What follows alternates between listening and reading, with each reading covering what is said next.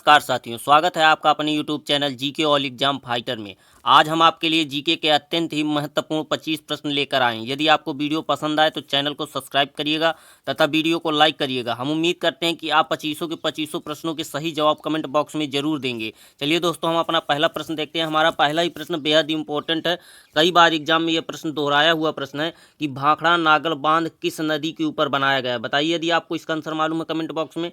कोसी नदी पर, झेलम नदी पर, ब्यास नदी पर या सतलज नदी पर। जी हाँ दोस्तों, चौथा is the right answer Sutlej नदी पर।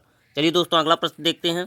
हमारा अगला और दूसरे नंबर का प्रश्न बेहद ही इंपॉर्टेंट है। ये कई बार एग्जाम में पूछा गया प्रश्न है कि गांधी का दांडी मार्च कहाँ से आरंभ हुआ। बेहद ही इंपॉर्टेंट प्रश्न है, रफ कॉपी में जरूर नोट कर लीजिएगा। हो सकता है आपके अगले एग्जाम में यह प्रश्न देखने को मिले कि गांधी का दांडी मार्च कहाँ से आरंभ हुआ था। बताइए, बरदौली से, अहमदाबाद से, सूरत से या मुंबई से। कमेंट करके बताइए साथियों। आप लोग कमेंट करके जवाब नहीं देते हैं। यदि आपको मालूम है तो आप आंसर कमेंट बॉक्स में जरूर करिएगा। जी हाँ दोस्तों, दूसरा is the right answer Ahmedabad ने। गांधी का दांडी मार्च कहाँ से आरंभ हुआ था? अहमदाबाद से आरंभ हुआ था। चलिए दोस्तों, अपना अगला प्रश्न देखते हैं। हमारा अगला और तीसरे नंबर का प्रश्न बेहद ही इंपॉर्टेंट प्रश्न है। कई बार एग्जाम में पूछा जा चुका है। जी हाँ दोस्तों, ये यूपी पीईटी, जी हाँ दोस्तों, यूपी टीईटी में पूछा गया प्रश्न है कि भारत का वह कौन सा राज्य है जो सोयाबीन का सबसे बड़ा उत्पादक है। बताइए यदि आपको इसका आंसर मालूम कमेंट बॉक्स में। उत्तर प्रदेश, मध्य प्रदेश, गुजरात या राजस्थान। बताइए भारत का वह कौन सा राज्य है, जो चार राज्य दिए गए हैं विकल्प में, तो वह भारत का कौन सा राज्य है जो सोयाबीन का सबसे बड़ा उत्पादक है। उत्तर प्रदेश है, मध्य प्रदेश है, गुजरात है या राजस्थान है। जी हाँ दोस्तों, दूसरा is the right answer Madhya Pradesh. Madhya Pradesh soybean का सबसे बड़ा उत्पादक राज्य है। चलिए दोस्तों, अगला प्रश्न देखते हैं।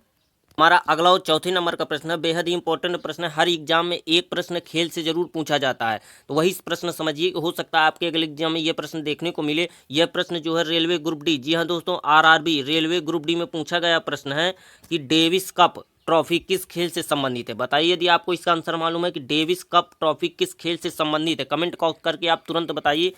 जी हाँ दोस्तों, टेनिस से संबंधित है कि फुटबॉल से संबंधित है कि हॉकी से संबंधित है कि वॉलीबॉल से संबंधित है। बताइए। जी हाँ दोस्तों, पहला is the right answer tennis. Davis cup trophy किस खेल से संबंधित है? हमारा टेनिस से संबंधित है। चलिए दोस्तों, अगला प्रश्न देखते हैं। अगला और पांचवें नंबर का प्रश्न है। नोबेल पुरस्कार प्रथम भारतीय को किस विषय में मिला था? जी हाँ दोस्तों, आपको इसमें यह बताना है कि जो प्रथम पुरस्कार मिला था प्रथम भारतीय को, वो उसको किस विषय में मिला था। बताइए दोस्तों, यदि आपको इसका आंसर मालूम है तो बताइए कमेंट करके कि नोबेल पुरस्कार प्रथम भारतीय को किस विषय में मिला था। साहित्य के क्षेत्र में मिला था, भौतिक शास्त्र के क्षेत्र के लिए मिला था, अर्थशास्त्र के क्षेत्र के लिए मिला था या शांति के विषय से संबंधित में मिला था। जी हाँ दोस्तों, पहला इज द राइट आंसर साहित्य के। भारत में प्रथम नोबेल पुरस्कार साहित्य के क्षेत्र में उच्च योगदान देने के लिए मिला था। चलिए दोस्तों, अगला प्रश्न देखते हैं। यदि आपको यह वीडियो पसंद आए तो चैनल को सब्सक्राइब जरूर करिएगा तथा वीडियो को लाइक करिएगा, ताकि ऐसे मज़ेदार वीडियो आपको हर रोज मिल सकें। चलिए दोस्तों, अगला प्रश्न देखते हैं। हमारा अगला और छठवें नंबर का प्रश्न है कि हमारा राष्ट्रीय कैलेंडर का प्रथम मास है। जी हाँ दोस्तों, हमारा भारतीय कैलेंडर की बात की गई है। ये जनवरी, फरवरी, मार्च, अप्रैल नहीं जी, या हमारा भादव, फागुन, चैत, कार्तिक, जो हमारे देहात में कैलेंडर चलते हैं उसी के बारे में संबंधित प्रश्न है कि हमारे राष्ट्रीय कैलेंडर का प्रथम मास है। बताइए, भादव, फागुन, चैत्र या कार्तिक। बताइए यदि हमारे राष्ट्रीय कैलेंडर का प्रथम मास कौन सा है। जी हाँ दोस्तों, तीसरा is the right answer Chaitra. जिस प्रकार हमारा जनवरी होता है, प्रथम साल का प्रथम महीना कौन सा होता है? जनवरी का। इसी प्रकार हमारे राष्ट्रीय कैलेंडर का प्रथम मास है चैत्र। चलिए दोस्तों, अगला प्रश्न देखते हैं। हमारा अगला और सातवें नंबर का प्रश्न है कि संयुक्त राज्य अमेरिका का राष्ट्रीय खेल है। बेहद इंपॉर्टेंट प्रश्न है। यही एस्टेट में पूछा गया प्रश्न है, सुपर टेट में पूछा गया प्रश्न है ये कि संयुक्त राज्य अमेरिका का राष्ट्रीय खेल है। बताइए यदि आपको इसका आंसर मालूम है कमेंट करके। फुटबॉल, वॉलीबॉल, बेसबॉल या रबी। बताइए। जी हाँ दोस्तों, तीसरा is the right answer baseball. संयुक्त राज्य अमेरिका का राष्ट्रीय खेल कौन सा है? बेसबॉल। आपके लिए एक जवाब है कि आपको यह बताना कि भारत का राष्ट्रीय खेल कौन सा है। जी हाँ दोस्तों, भारत का राष्ट्रीय खेल आपको कमेंट करके बताना यदि आपको इसका आंसर मालूम है। चलिए दोस्तों, अगला प्रश्न देखते हैं। अगला और आठवां प्रश्न है कि भारत का राष्ट्रीय पशु है। बताइए, भारत का राष्ट्रीय पशु कौन सा है? गाय है, बाघ है, चीता है या हाथी है। जी हाँ दोस्तों, दूसरा इज द राइट आंसर बाघ। भारत का राष्ट्रीय पशु कौन सा है? बाघ है। चलिए दोस्तों, अगला प्रश्न देखते हैं। हमारा अगला और नौवां प्रश्न बेहद ही इंपॉर्टेंट है। कई बार यह एग्जाम में पूछा गया प्रश्न है कि हल्दी घाटी का युद्ध किस वर्ष लड़ा गया था। हो सकता है आपके अगले एग्जाम में यह प्रश्न देखने को मिले। बेहद ही इंपॉर्टेंट प्रश्न है, कई बार एग्जाम में पूछा जा चुका है। बताइए यदि आपको इसका आंसर मालूम है तो कमेंट बॉक्स में कमेंट करके बताइए कि हल्दी घाटी का युद्ध किस वर्ष लड़ा गया था। 1526 में, 1576 में, 1605 में ये 1660 में। जी हाँ दोस्तों, दूसरा इज द राइट आंसर 1576 में। हल्दी घाटी का युद्ध 1576 में लड़ा गया था। चलिए दोस्तों अगला प्रश्न देखते हैं। हमारा अगला और 10वें नंबर का प्रश्न बेहद ही इंपॉर्टेंट प्रश्न है, कई बार एग्जाम में पूछा जा चुका है ये प्रश्न कि जलियांवाला बाग में गोली मारने का आदेश किसने दिया था। बताइए यदि आपको इसका आंसर मालूम है कमेंट करके कि जलियांवाला बाग में गोली मारने का आदेश किसने दिया था। लॉर्ड साइमन ने, रॉयलेट ने, डायर ने या कर्जन ने। बेहद ही इंपॉर्टेंट प्रश्न है, बहुत महत्वपूर्ण है राजनीति की दृष्टि से। बताइए। जी हाँ दोस्तों, तीसरा is the right answer Dyer ने। जनरल डायर ने जलियांवाला बाग हत्याकांड में गोली मारने का आदेश दिया था। चलिए दोस्तों अगला प्रश्न देखते हैं। हमारा अगला और 11वां प्रश्न बेहद ही इंपॉर्टेंट प्रश्न है। हो सकता है आपके अगले एग्जाम में यह प्रश्न आपको देखने को मिले कि भारत में कौन सी जाति सर्वाधिक संख्या में पाई जाती है। बेहद ही इंपॉर्टेंट प्रश्न है, हो सकता है आपके अगले एग्जाम में देखने को मिले। बताइए यदि आपको इसका आंसर मालूम है कमेंट बॉक्स में। भील, टोट, गोट या गारी। बताइए। जी हाँ दोस्तों, तीसरा इज द राइट आंसर। दोस्तों अगला प्रश्न देखते हैं। हमारा अगला और 12वें नंबर का प्रश्न बेहद ही इंपॉर्टेंट है। हर एग्जाम में एक प्रश्न आपका, एक या दो क्वेश्चन आपके संविधान से पूछे जाते हैं। हर एग्जाम में आपको एक या दो क्वेश्चन संविधान से मिल जाएंगे। तो यह संविधान से संबंधित प्रश्न ही है कि राज्यसभा में भारत का राष्ट्रपति कितने सदस्यों को मनोनीत कर सकता है। बताइए यदि आपको इसका आंसर मालूम है कमेंट में कि राज्यसभा में भारत का राष्ट्रपति कितने सदस्य को मनोनीत कर सकता है। 2, 8, 10 या 12। जी हाँ दोस्तों, चौथा इज द राइट आंसर। 12 सदस्यों को मनोनीत कर सकता है राष्ट्रपति। चलिए दोस्तों अगला प्रश्न देखते हैं। हमारा अगला और 13वें नंबर का प्रश्न है कि मनोहर में कौन सी संधि है। विसर्ग संधि है। बताइए यदि आपको इसका आंसर मालूम है कि मनोहर में कौन सी संधि है। विसर्ग संधि, गुण संधि, व्यंजन संधि या वृद्धि संधि। जी हाँ दोस्तों, पहला इज द राइट आंसर विसर्ग संधि। मनोहर में कौन सी संधि है। विसर्ग संधि है। चलिए दोस्तों अगला प्रश्न देखते हैं। हमारा अगला 14वें नंबर का प्रश्न बेहद ही इंपॉर्टेंट है। हम आपके लिए केवल वही प्रश्न लेकर आते हैं जो कई बार एग्जाम में पूछे गए हैं या तो आगे अगले एग्जामों में पूछे जाने की उम्मीद है। चलिए दोस्तों बताइए यदि आपको इसका आंसर मालूम है कि उपसर्ग के प्रयोग से शब्द के अर्थ में परिवर्तन आता है, शब्द के अर्थ में परिवर्तित रहता है, शब्दों के अर्थ में वृद्धि होती है या शब्दों के अर्थ में न्यूनता आती है। बताइए यदि आपको इसका आंसर मालूम है कि उपसर्ग के प्रयोग से। बेहद ही इंपॉर्टेंट प्रश्न है, अगले एग्जाम में आपको देखने को मिल सकता है। जी हाँ दोस्तों, तीसरा इज द राइट आंसर। शब्दों के अर्थ में वृद्धि होती है। उपसर्ग के प्रयोग से शब्दों के अर्थ में क्या होती है, वृद्धि होती है। चलिए दोस्तों अगला प्रश्न देखते हैं।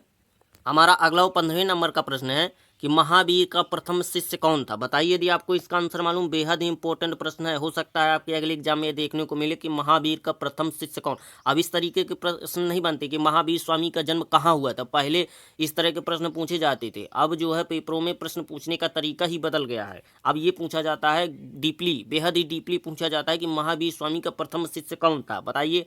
भद्रबाहु, स्थूलबाहु, चरवाक या जमाली। बताइए यदि आपको इसका आंसर मालूम है तो कमेंट में जरूर बताइए साथियों। जी हाँ दोस्तों, चौथा is the right answer Jamali. Mahavir Swami का प्रथम शिष्य कौन था, जमाली था। चलिए दोस्तों अगला प्रश्न देखते हैं। हमारा अगला 16वें नंबर का प्रश्न है कि नास्तिक में कौन सा समास है। बताइए आंसर आपको यदि इसका आंसर मालूम है कि नास्तिक में कौन सा समास है। बहुब्रीहि समास, द्वंद्व समास, तत्पुरुष समास या द्विगु समास। जी हाँ दोस्तों, तीसरा इज द राइट आंसर। नास्तिक में कौन सा समास है, तत्पुरुष समास है। चलिए दोस्तों अगला प्रश्न देखते हैं। हमारा अगला 17वें नंबर का प्रश्न है कि भारत का मानचेस्टर निम्न में से कौन कहलाता है। बताइए यदि आपको इसका आंसर मालूम है कि भारत का मानचेस्टर इनमें से कौन कहलाता है। आगरा, लखनऊ, नोएडा या कानपुर। जी हाँ दोस्तों, चौथा is the right answer. Bharat का मानचेस्टर कानपुर कहलाता है। यदि आपको यह वीडियो पसंद आया तो चैनल को सब्सक्राइब जरूर करिएगा, वीडियो को लाइक करिएगा ताकि ऐसे ही इंटरेस्टिंग वीडियो आपको हर रोज़ मिलते रहें। चलिए दोस्तों अगला प्रश्न देखते हैं। हमारा अगला और 18वें नंबर का प्रश्न है रियाल। जी हाँ दोस्तों, ऐसा प्रश्न बार बार पूछा जाता है कि रियाल किसकी मुद्रा। बेहद ही इंपॉर्टेंट प्रश्न है कि रियाल किसकी मुद्रा है। सऊदी अरब की, बांग्लादेश की, अफगानिस्तान की या मलेशिया की। बताइए दोस्तों। जी हाँ दोस्तों, रियाल सऊदी अरब की मुद्रा है। चलिए दोस्तों आपके लिए एक प्रश्न है कि डॉलर। जी हाँ दोस्तों, डॉलर किन किन देशों की मुद्रा है बताइएगा कमेंट बॉक्स में। चलिए दोस्तों अगला प्रश्न देखते हैं। अगला 19वें नंबर का प्रश्न है कि खिलाड़ियों हेतु भारत में खेल का सर्वोच्च पुरस्कार है। बताइए। द्रोणाचार्य पुरस्कार, अर्जुन पुरस्कार, राजीव गांधी खेल रत्न या पद्मश्री। खिलाड़ियों हेतु। जी हाँ दोस्तों, जो खेल खेलते हैं क्रिकेट, वॉलीबॉल ये सब जो है, तो खिलाड़ियों के लिए सबसे ज़्यादा या सबसे महत्वपूर्ण पुरस्कार कौन सा है। जी हाँ दोस्तों, तीसरा is the right answer Rajiv Gandhi Khel Ratna. यह खिलाड़ियों के लिए सबसे सर्वोच्च पुरस्कार है। चलिए दोस्तों अगला प्रश्न देखते हैं। यदि वीडियो पसंद आए तो वीडियो को लाइक जरूर कर दीजिएगा साथियों। अगला 20वें नंबर का प्रश्न बेहद इंपॉर्टेंट प्रश्न है कि यूनिसेफ का मुख्यालय कहाँ स्थित है। जी हाँ दोस्तों, यूनिसेफ का मुख्यालय कहाँ स्थित है? वाशिंगटन में, सैन फ्रांसिस्को में, जिनेवा में, न्यूयॉर्क में। बेहद इंपॉर्टेंट प्रश्न है, आपको इसको रखना। आप यदि आप रफ कॉपी लेकर बैठे हैं तो आप इसको नोट कर लीजिए या तो इसका स्क्रीनशॉट लेकर रख लीजिए। बेहद इंपॉर्टेंट प्रश्न है, कई बार इस प्रश्न को दोहराया जा चुका है। जी हाँ दोस्तों, चौथा is the right answer New York. UNICEF का मुख्यालय कौन सा है? न्यूयॉर्क है। चलिए दोस्तों अगला प्रश्न देखते हैं। हमारा अगला और 21वें नंबर का प्रश्न है नागिन झील किस राज्य में स्थित है। बेहद इंपॉर्टेंट प्रश्न है, कई बार एग्जाम में दोहराया जा चुका है। बताइए यदि आपको इसका आंसर मालूम है कि नागिन झील किस राज्य में स्थित है। जम्मू कश्मीर में, मध्य प्रदेश में, झारखंड में या उत्तराखंड में। जी हाँ दोस्तों, पहला is the right answer Jammu Kashmir में। चलिए दोस्तों अगला प्रश्न देखते हैं। हमारा अगला 22वें नंबर का प्रश्न बेहद इंपॉर्टेंट प्रश्न है दोस्तों, इसको आप रफ कॉपी में पहले से ही नोट कर लीजिए या स्क्रीनशॉट लेकर रख लीजिए। बेहद इंपॉर्टेंट प्रश्न है, कई बार एग्जाम में पूछा जा चुका है, हो सकता है लेकिन काफ़ी सालों से यह प्रश्न नहीं पूछा गया है, इसलिए हमें लगता है कि यह प्रश्न आने वाले एग्जामों में जरूर पूछा जा सकता है, क्योंकि हम केवल आपके लिए वही प्रश्न लेकर आते हैं जो या तो कई बार पूछे जा चुके हैं या उनके आगे पूछे जाने की संभावना है। हमारा यही प्रश्न बेहद इंपॉर्टेंट है कि राष्ट्रीय पशु के रूप में चीता को किस वर्ष अपनाया गया था। बेहद यह प्रश्न तो सभी को मालूम है कि हमारा राष्ट्रीय पशु चीता है, लेकिन चीता को कब अपनाया गया?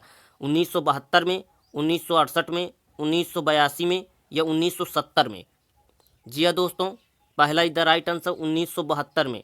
राष्ट्रीय पशु के रूप में चीता को किस वर्ष अपनाया गया? 1972 में अपनाया गया। चलिए दोस्तों अगला प्रश्न देखते हैं। हमारा अगला 23वें नंबर का प्रश्न है कि एलिफेंट पास कहाँ स्थित है। बताइए यदि आपको इसका आंसर मालूम है तो कमेंट बॉक्स में जरूर कमेंट करके बताइए कि एलिफेंट पास कहाँ स्थित है। पाकिस्तान में, श्रीलंका में, चीन में या भारत में। आपको कमेंट जरूर करना है साथियों, आपका ये कमेंट हमारे लिए बहुत महत्वपूर्ण होता है। जी हाँ दोस्तों, दूसरा is the right answer Sri Lanka. Elephant pass कहाँ स्थित है? श्रीलंका में स्थित है। चलिए दोस्तों अगला प्रश्न देखते हैं। अगला 24वें नंबर का प्रश्न है कि उत्तर प्रदेश का राजकीय पक्षी कौन सा है। बताइए यदि आपको इसका आंसर मालूम हो तो कमेंट बॉक्स में फटाक से बताइए कमेंट करके। तोता, मैना, सारस या मोर। जी हाँ दोस्तों, तीसरा is the right answer Uttar Pradesh का राजकीय पक्षी कौन सा है? सारस है। मोर हमारा राष्ट्रीय पक्षी है। जी हाँ दोस्तों, राष्ट्रीय पक्षी है हमारा मोर और राज्यीय पक्षी है। जी हाँ दोस्तों, हमारे उत्तर प्रदेश का राज्यीय पक्षी है सारस। चलिए दोस्तों अगला प्रश्न देखते हैं। हमारा अगला 25वें नंबर का प्रश्न बेहद इंपॉर्टेंट प्रश्न है, कई बार एग्जाम में पूछा गया, हो सकता है आपके अगले एग्जाम में ये देखने को मिले। आप इसको नोट कर लीजिए रफ कॉपी में कि आमतौर पर किसे, जी हाँ दोस्तों, आमतौर पर किसे लौह पुरुष के नाम से जाना जाता है। बताइए यदि आपको इसका आंसर मालूम है कमेंट बॉक्स में। विट्ठल भाई पटेल को, बाल गंगाधर तिलक को, सरदार वल्लभ भाई पटेल को या बिपिन चंद्रपाल को।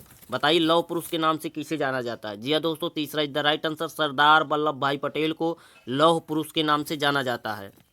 दोस्तों आज का हमारा वीडियो यहीं पर समाप्त होता है। यदि आपको यह वीडियो पसंद आया हो तो वीडियो को लाइक करिएगा, चैनल को सब्सक्राइब करिएगा, ताकि ऐसे ही मज़ेदार वीडियो आपको हर रोज़ मिलते रहें। आपको और हमको मिलकर, आपस में मिलकर काम करना होगा, इसलिए आपको भी हमारा सपोर्ट करना होगा ताकि आपका सिलेक्शन पक्का हो। नमस्कार साथियों, जीको ऑल एग्जाम फाइटर को ज़रूर याद रखिएगा।